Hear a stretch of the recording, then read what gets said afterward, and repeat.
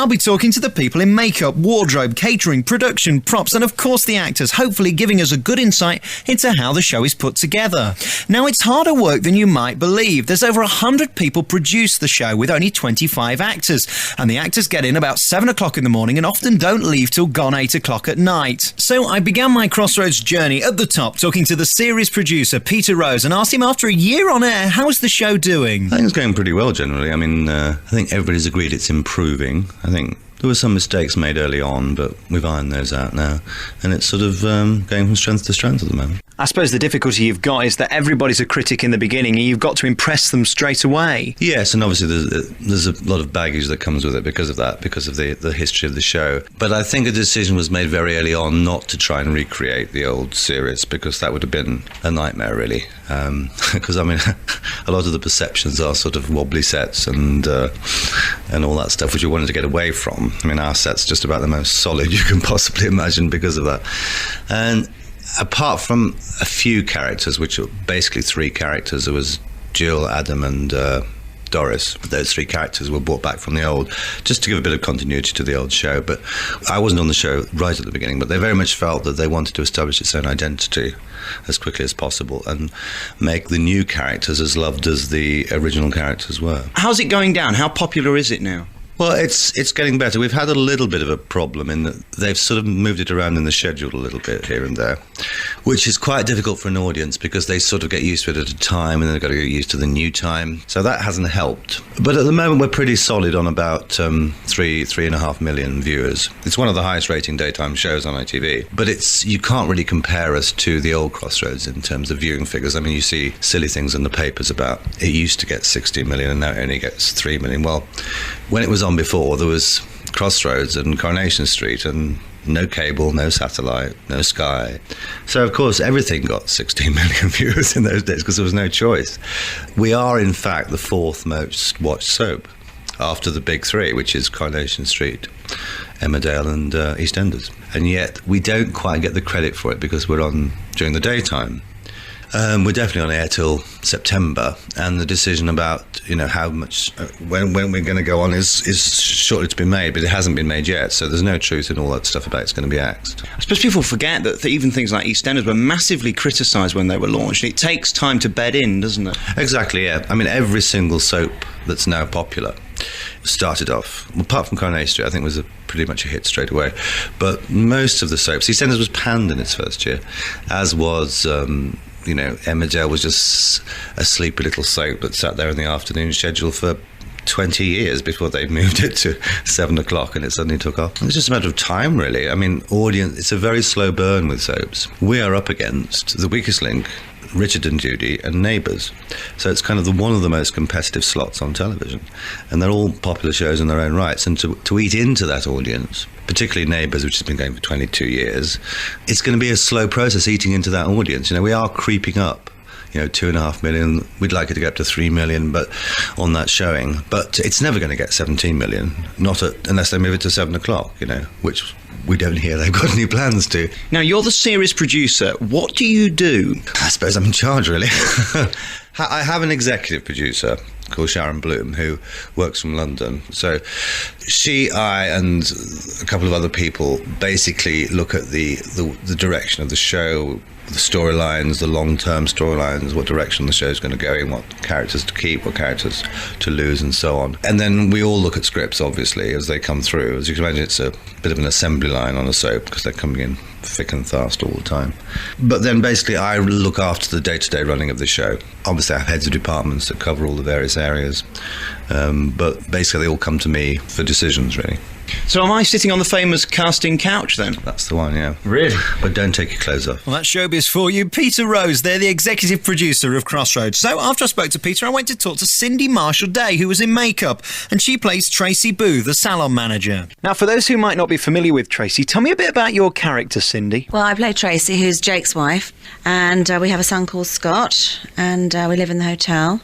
Tracy's got a bit of a drink problem at the moment. She's a bit like Sue Ellen in Dallas. Do you enjoy playing that part? Because it sounds like a very interesting part to play. Yeah, I love it. It's the best part, I think. How long do they give you to learn your lines, or is it basically read the script and say it? We get weekends to learn lines. And that's it?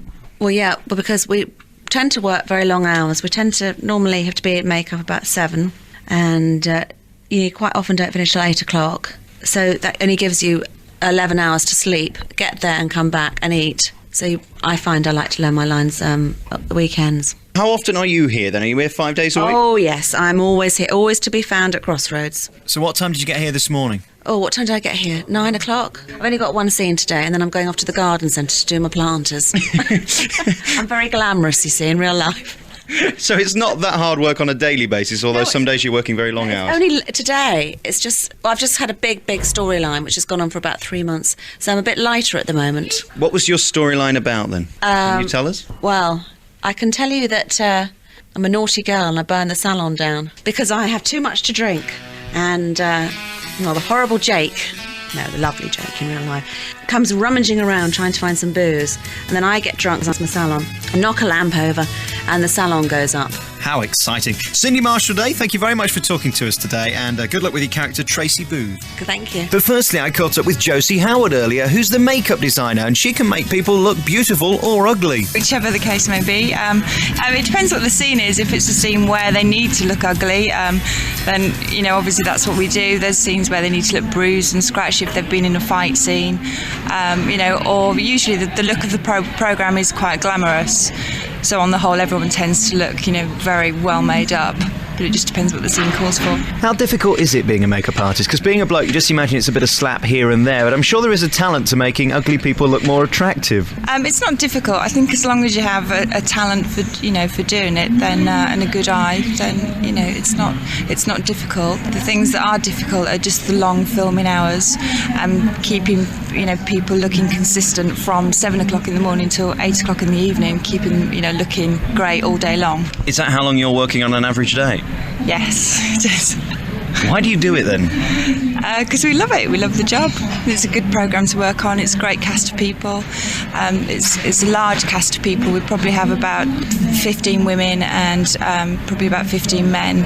So there's a great variety of different looks and different age groups, and, you know, it's a good variety of faces to work on. So how did you get the job? I started in working in theatre, and then I moved to California and worked over there for 4 years, and I trained with a television production company called Stu Siegel Productions and worked on a programme called Renegade, which is an American detective style programme, and did my training over there and then moved back to England. And it's just, you know, basically you go from one job to another really, and you get recommended for other things, and that's kind of how it works. So how many people do you work on at one time? It can vary depending on what we're filming. Usually there's 2 film crews going at the same time. So on one crew we may have probably, you know, 7 actors on that crew, and then on the other crew there's, you know, it can vary every single day really. Do you have any exciting storylines on the horizon where you have to make people up with blood and gore, which I'm sure you enjoy? We've got some really good storylines coming up, but you just have to watch it and see. And do you get excited by the more dramatic scenes where you have to put bruises on people and things? Yeah, it's good. It's good because it's, you know, it's a challenge and it's something different, and, you know, usually people want to look beautiful, but it's good to kind of make somebody look completely, you know, bruised or battered, or, you know, depending on the story. In some programmes, they're not so good with their makeup, and one day you'll be punched in the eye and have a black eye, and the next day it'll be gone. How do you kind of fade it out and remember, because you're not necessarily filming in sequence, are you? We film everything out of sequence, and we take Polaroids of each scene and lots of notes, and you know, you just have to use your reference notes to match up the continuity. Well, you seem to be enjoying yourself. It's a good programme to be on. You know, everyone has a good time here, and, you know, I hope that it continues on. Fantastic. Thanks very much for talking to us today. Josie Howard, the makeup designer for Crossroads. Thank you very much. Well, we're in the canteen now here at Crossroads, and joining me is Neil Granger, who plays Phil Berry, and one of the premier cast members, really, aren't you? Well, I don't know about that. So how are you, Neil? Yeah, I'm feeling good. Good, yeah. A bit busy at the moment, but raring to go. And you arrived on a motorbike a year ago in Crossroads, and it's been marvellous ever since for you, really, hasn't it? It's been incredible, really. I mean, it is strange to think that it was a year ago, and we've been on air almost a year now, but... yeah, I mean, things have changed for Phil Berry, certainly, since he arrived. What's the best bit about being in Crossroads, then? I think the friends that I've made, I mean, it sounds corny and probably people won't believe me, but the friends that I've made, the team that we have here is just, it's not normal for soap, I've been told. We just get on so well, there's no egos, it's just wonderful, and friends for life, I suppose. And if the show continues, when the show continues, it's going to be nice to keep coming back and seeing people. I suppose if you didn't get on with people, it could be a very miserable life, because you spend a long time here every day, don't you? Well, you do, and you've got to pretend on set that you like certain people, even if you don't like them. And I mean, we've been blessed completely that I don't think there's been any intercaste fights of any description. So it makes such a difference to work for the working environment for any job, I suppose. I've just been around the set, and it is quite an amazing set, and it's very well built, isn't it? Because I know that in the old days people said, the set's wobbled and things like that, but they've really put a lot of time and effort into making this set brilliant, and it is like a real hotel in there. It's incredible. It's I mean, I think the figure apparently was £10 million spent. It is the most impressive set in soap. I mean, I know lots of people from all the other soaps, and they totally agree from what they've seen. And it makes it easier to work on a set like that, because you really feel like you're in a hotel there. I mean, the lifts do everything but go up and down there. The doors are all electric, and the buttons all light up when you press them, and the computers have all got screensavers. It's incredible. And it was a sight to behold, arriving the day after getting the job and seeing this monstrosity that somebody had built. I mean, they got the best in as well. They got the designer of Full Metal Jacket, Kubrick's film. So they really went all out. Doesn't get any better than that. Neil, how did you get the job?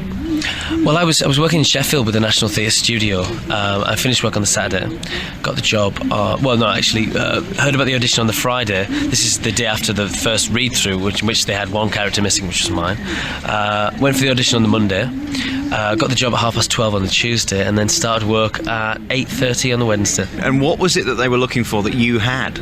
I don't know. I mean, I'd like to think that they didn't want to go for the obvious bad boy. They didn't go for a rebel. They wanted to go for somebody that just had a bad past, somebody who had a good heart, but at the end of the day was brought up in a difficult area with a difficult string of boyfriends that her mother had. So your accent helped, do you think? Well, yeah. I mean, it was originally meant to be Walsall, I was told. So I walked in there with a Walsall accent, and they said, I said, "What accent do you want? Do you want Walsall?" And they said, "Just do your own." So just did a bit Water Geordie. Now, being one of the central characters, you're in most of the scenes, so how long do you spend here every day? All day, every day. So 7:30 arrive, makeup about 7:30, 7:45 wardrobe, and then straight into the first scene, and then leave probably 7:30, 8 o'clock tonight, I think it is now. How difficult is it to learn your scripts, because you've got a lot of lines to remember in a very short period of time, haven't you? I'm actually quite good at it now. I think most of us are. My memory surprised me, to be honest. I can learn 10 scenes in half an hour at home, or unfortunately I find myself sometimes arriving into work, and if I know that a scene's 1 page or a page and a half, I can kind of skim read it and know what I'm doing. As long as I have the gist of it and I've read it previously and understand the scene, there's no problem. But it becomes like second nature. Are you able to ad-lib if you do forget your line? Yeah, they're quite good with that. They're lenient with me. I do ad-lib quite a lot. Just because I suppose I let the accent pretend that the accent matters, and I've got to put in a few YIs and you know, man. I suppose you've got to make the character your own, really, haven't you? Well, yeah, and it makes it more real for me. Sometimes I can't. I start sentences with "well" and "look," and because I suppose most people do. Everyone's got their own little twinge in their conversation that starts every conversation with "well" and "I suppose" and "but." So yeah, it works. Brilliant. Well, thank you very much for talking to us today, Neil Granger, who plays Phil Berry, and congratulations on your character. I mean, you're in every episode, and you've got some great storylines, haven't you? Well, yeah. I mean, it's been fantastic so far. Long may it continue. The Alex Belfield In Conversation podcast. Alex Belfield. And today I'm talking to Annie Clark, who's the props lady who's worked here for over 25 years. I began by asking her, what exactly does her job entail? Well, I sort of liaise with the art directors, whose responsibility it is to get together all the props now. And yes, I generally liaise and make sure that everybody's got everything that's needed for the day, really. What's the most difficult part of your job? Just keeping a slight check on the continuity from block to block. A block meaning 5 episodes, which we do. But, you know, you might have sort of 2 or 3 blocks on the go at the same time now, so with different directors, so it's a question of getting together, as I said, and liaising with all the art directors and making sure we've all got the same idea about the whole thing. I suppose the biggest difficulty you've got is that everything isn't necessarily shot in sequence, is it? And you could be coming back to a scene 2 days later that's in fact a second later in the actual broadcast. So you've got to make sure everybody's wearing the same costume, which I know isn't your regard, but even things like doors and things like that are in the right position. How difficult is it making sure that the right mug's in the right place as it was 2 days ago? We're sort of bound by Polaroid photos, of which we take quite a few dozen. So far, touch wood, I think it's okay. There might be the odd slip up, but that's life, isn't it? Do you get letters if there are? Do people watch quite pedantically? I think there are people out there, yes. I mean, people notice if suitcases aren't weighted or have nothing in them. You'd be surprised how many letters about so-and-so was carrying a suitcase and there was obviously nothing in it and things like that. And what's your official title here? Because I'm not really doing you justice saying that you're the props lady. I'm a stage manager, and in the beginning, we started off, I stage managed it, and we just had a designer and an assistant designer. And then we had a new designer who had art directors working with her. So they kept me on as liaison, just to sort of, because I've been here so long. I'm part of the furniture, really, I think. And it does help knowing somebody that knows Carlton. And, I'm not strictly doing stage management now. But as I said, it's more like a housekeeper time, just making sure tablecloths are kept washed and carpets are kept clean. You say you're a stage manager, but the difficulty is that you're covering an area that's much bigger than an average stage. In fact, it's probably the size of 2 football pitches. It really is a large area, isn't it? Yeah, I would imagine so. Not into football, but very big because it's taken over the whole studio, really. Now, what shows have you worked on before? Very big. The 2 stage washed and carpets are kept clean. You say you're a stage manager, but the difficulty is that you're covering an area that's much bigger than an average stage. In fact, it's probably the size of 2 football pitches. It really is a large area, isn't it, the 2 sets of Crossroads? Yeah, I would imagine so. Not into football, but very big because it's taken over the whole studio, really. Now, what shows have you worked on before? Me, I've worked over the years. I started off in drama when I was 19. From drama, I went to situation comedy, and then from situation comedy, I went on to children's shows, which I did enjoy. You get a lot of satisfaction out of children's shows. A lot of hard work. You think you enjoy that the most? Children's shows, yes. Very rewarding working with kids, but yes, I've done a variety of things. What time do you get here in the morning? Because I know it's not an easy job, is it? Well, I get here at 7 o'clock mostly, and if I have to do anything special, then sometimes I'm here about 20 past 6, which you get used to. Yeah. You get used to. It's been lovely talking today. Thank you very much. Anne Clark, who's the manager of everything, really, to do with bits and bobs, scenery, cups, saucers, tablecloths, anything really here at Crossroads. Thanks for talking to me. Thank you. Well, I'm continuing my exclusive behind-the-scenes tour of Crossroads now, and I've come to the dressing room of Ray Lonnan, one of the biggest stars of the soap. Hello. Good morning. It's very kind of you. That's a very, very flattering remark, I would say. Thank you. You have a very important role in Crossroads, don't you? You're the man with the money. Yes, that's right. Vic Barnes, who comes in and is asked to invest in the hotel. Yeah, with Kate. Is it a nice role to play? It's lovely. I'm enjoying it very much. Yeah, this is my second stint. I don't know if you saw any of the previous ones, but I came in for a little while, and I did about a month, I think, and then went to America. The character went off to Boston in America on business, and I've just returned. You've obviously had an interesting career. Tell me some of the things you've done before Crossroads. 1926, black and white, silent. Thank you. I started in the mid-60s on the TV. I did a few series of Honey Lane, Market and Honey Lane, which was the forerunner to EastEnders. I don't know, no one's ever heard of it. In black and white. Yeah. Really? We had sound, but it was in black and white. And we did four series of that, yeah. And then I went on to The Sandbaggers and Harry's Game, and another series called Yellow Thread Street for Yorkshire Telly. You certainly had an interesting career, and you're here now in Nottingham doing Crossroads. I mean, do you enjoy it? It's a long day. Oh, yes, we love it. Everybody's very, very pleasant. And I like this rehearse record, what you call rehearse record. In the old days, you used to rehearse something for a week or 10 days and just flatten it out, so it was quite sterile. But it's nice to come on and do something on the hop, in the seat of your pants. And so so you get a little bit of spontaneity going, a little bit of frisson going. It's really nice. They don't mind if you ad-lib? Well, I ad-lib once or twice, and they sometimes keep it in, but I don't always see the playback, so I don't know if they keep it in, but they don't mind, they don't mind too much. Fantastic. Well, it's lovely talking to you today. Thank you very much, Ray, and good luck with your character, and keep bringing the money into Crossroads. Yeah, thank you very much. Well, it's our penultimate day behind the scenes here at Crossroads at the Carlton Studios in Nottingham. And earlier on today, I caught up with Joan Barnsdale, who works in wardrobe, and she's very, very showbiz. Slightly, yes, a little bit. It's just, I don't know, we do our work here and we're sort of dressing everybody, and no matter whether they're Arnold Schwarzenegger or our wonderful Colleen Wells and Jane Gannett and Gilly Gilchrist, they're all the same. They're almost like our children. It must be a wonderful job. We're stood here in wardrobe at the minute. If I can describe what I can see, I can just see rows and rows of different clothes, and obviously for every one of the different characters. Several questions. Firstly, who goes out and buys all the clothes for each character? Well, that's the costume designer, which is Eileen Hubble, and she goes out and shops for all the characters. Massive job. She creates their character, really. So, and an actor will always say he feels totally complete when he's dressed in his character clothes. Sort of, it's like the cowboy without his cowboy boots. If he's not got them, then it's not him.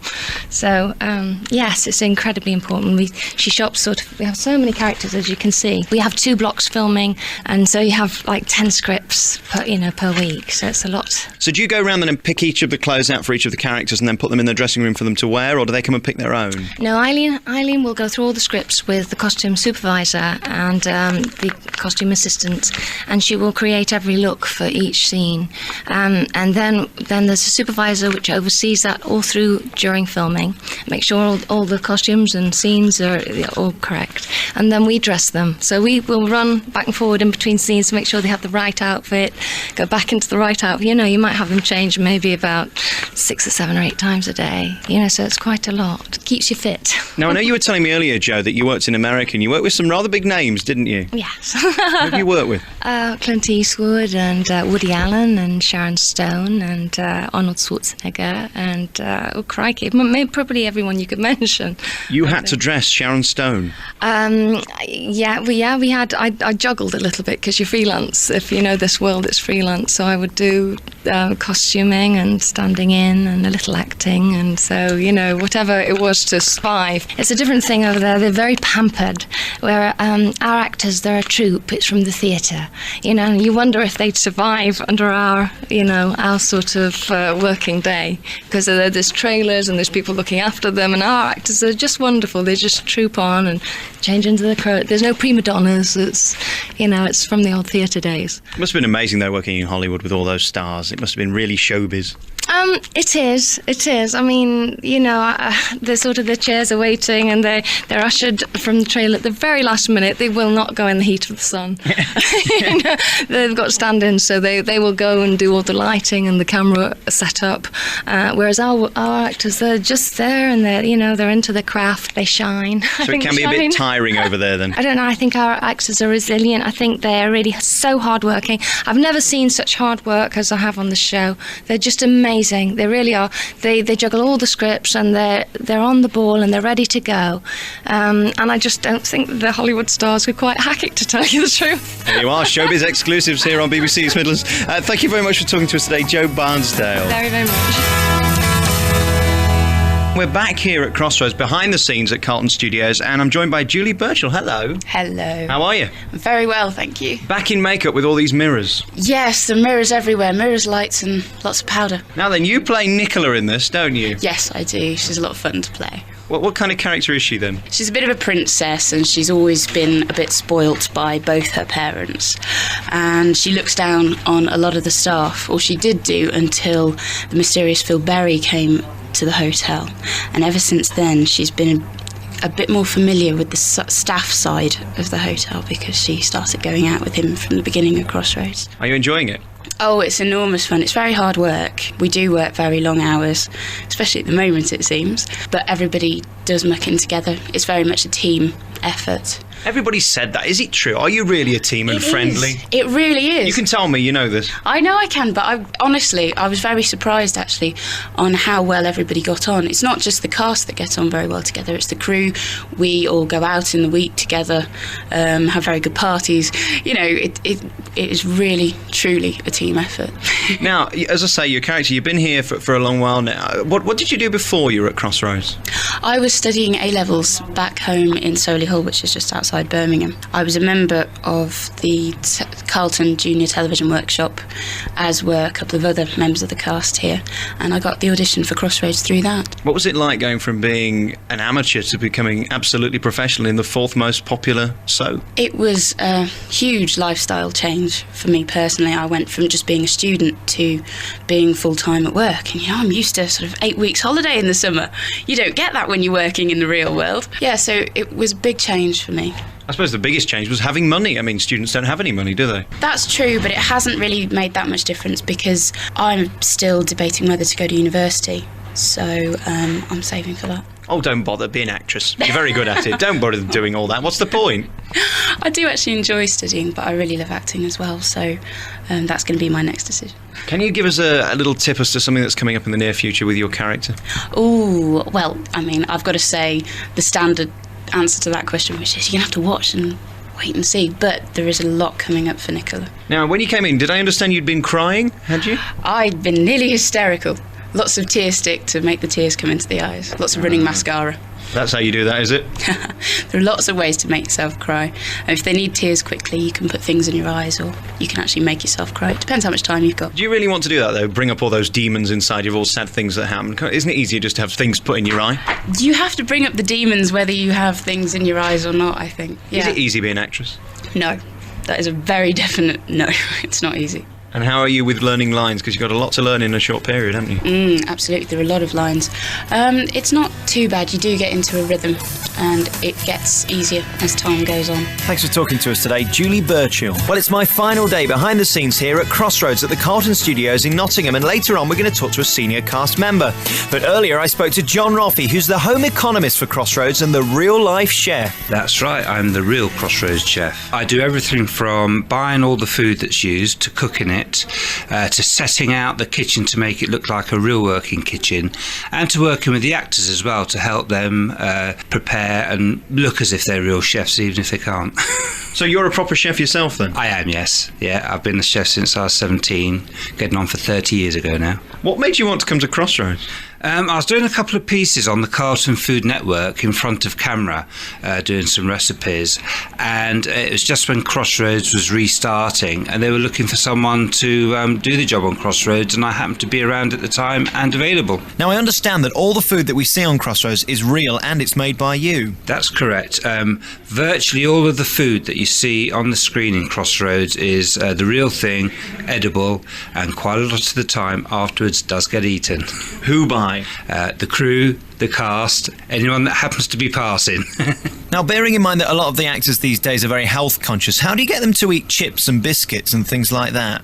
Well, I have to tell you that there are one or two that are conscious about what they eat, but you'd be surprised at what some of them do eat. A couple of the female actresses that stay so slim actually can eat like horses. John, are you ever tempted to play tricks on the actors and put peculiar things in their food?